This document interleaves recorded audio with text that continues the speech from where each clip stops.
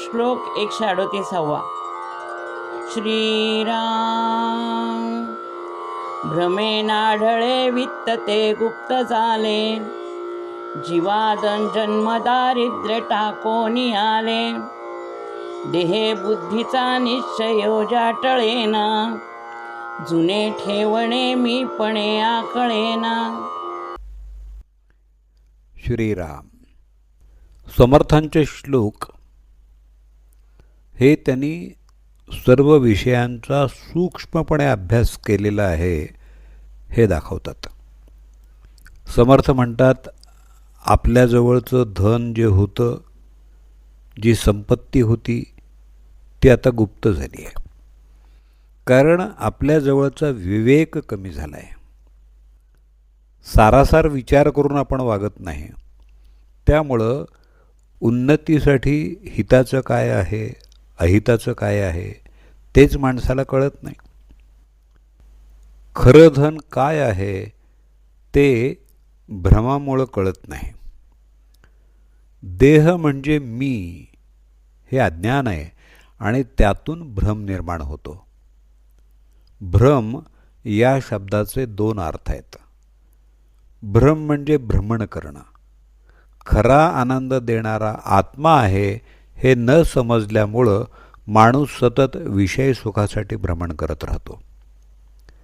भ्रम याचा दुसरा अर्थ म्हणजे भलतीच समजूत करून घेणं. समर्थांचा आहे ते आणि आहे तसंच स्वीकारणं याच्यावर भर आहे. माझं सुख हे इंद्रिय सुखातच आहे अशी भलतीच समजूत माणूस करून घेतो. त्यामुळं इंद्रियांना ज्यापासून सुख मिळेल त्या वस्तू गोळा करायच्या तो मागं लागतो. प्रगती, उत्कर्ष हे आत्ताच्या काळातले परवलीचे शब्द आहेत. काळानुरूप बदललं पाहिजे, नवीन येणाऱ्या आधुनिक तंत्रज्ञानाचा वापर केला पाहिजे, परिस्थितीशी जुळवून घेतलं पाहिजे असं आजकाल सगळेजण सांगतात. ते काही अंशी खरंही आहे. बघा, पूर्वी स्वयंपाकासाठी चुली होत्या, नंतर स्टोव आले, आता गॅस शेगडी आणि विजेवर चालणारी शेगडी आली. हे सगळं आपण वापरतोच, पण आयुर्वेदानं जो अभ्यास केला आहे त्याप्रमाणे सर्व डॉक्टर मातीच्या चुली आणि मातीची भांडी यांचा वापर करायला सांगतात. आणि हे सिद्ध झाल्यामुळंच जगातील बरेच लोक आता आयुर्वेदावरती विश्वास ठेवू लागले आहेत. प्रेशर कुकरमध्ये शिजवलेला भात अतिशय कमी सत्वाचा असतो असं म्हटलं जातं.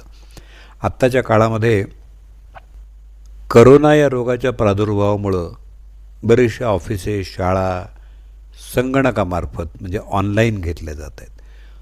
पूर्वी चिठ्ठी कबुतरामार्फत पाठवली जात असे, पुढं पत्र आणि आता ईमेलसारखी साधनं आली. हे सगळे बदल माणसानं स्वीकारलेले आहेतच, पण यामागं भौतिक सुख मिळवणं हाच महत्त्वाचा भाग आहे. समर्थांना मात्र आध्यात्मिक प्रगती अपेक्षित आहे. आपल्याला ऐश्वर्यसंपन्न, समाधानी करणारा उदात्त विचारांचा ठेवा लाभलेला आहे, तो जाणून घ्या असं समर्थ सांगतात. या दृष्टीनं शांत मनानं सारासार विचार करून जाणीवपूर्वक प्रगती, परिवर्तन आणि काळानुरूप बदल स्वीकारणं या शब्दांच्या मागं असणारी भूमिका आपल्याला समजून घ्यायला हवी. विवेकानंदांच्या मते भारत हाच आध्यात्मिकदृष्ट्या जगाचा गुरु आहे.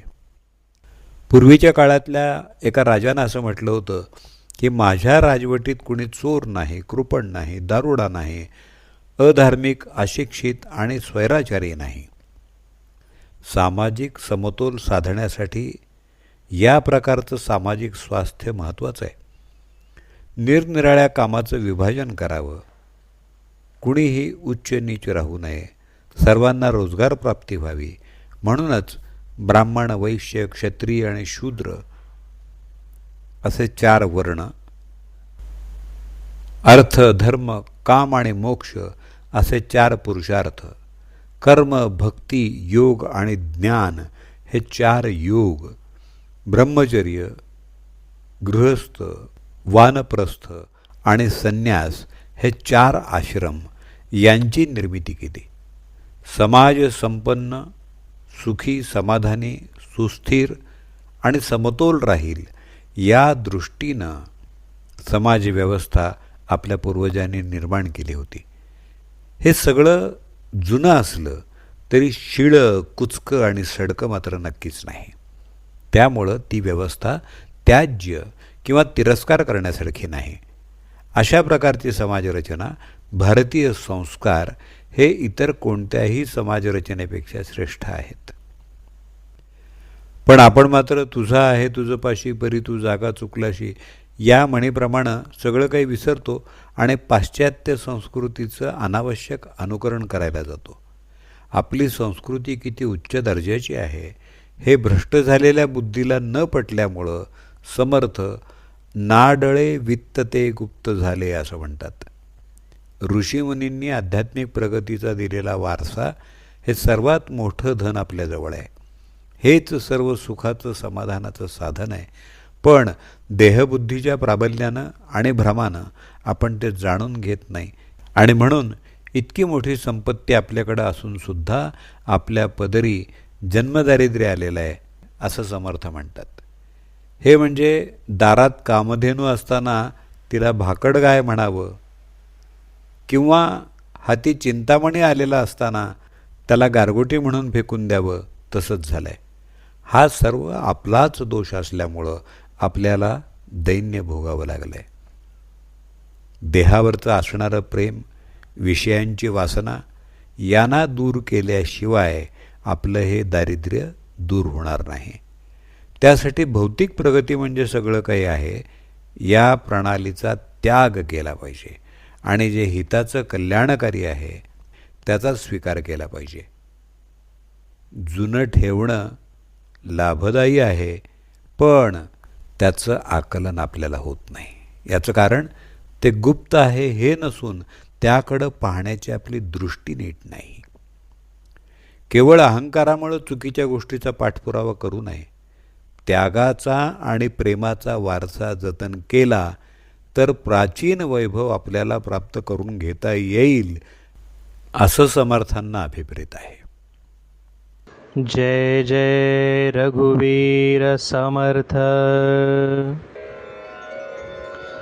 भ्रमेनाढळे वित्त ते गुप्त झाले, जीवा जन्म दारिद्र्य ठाकून आले.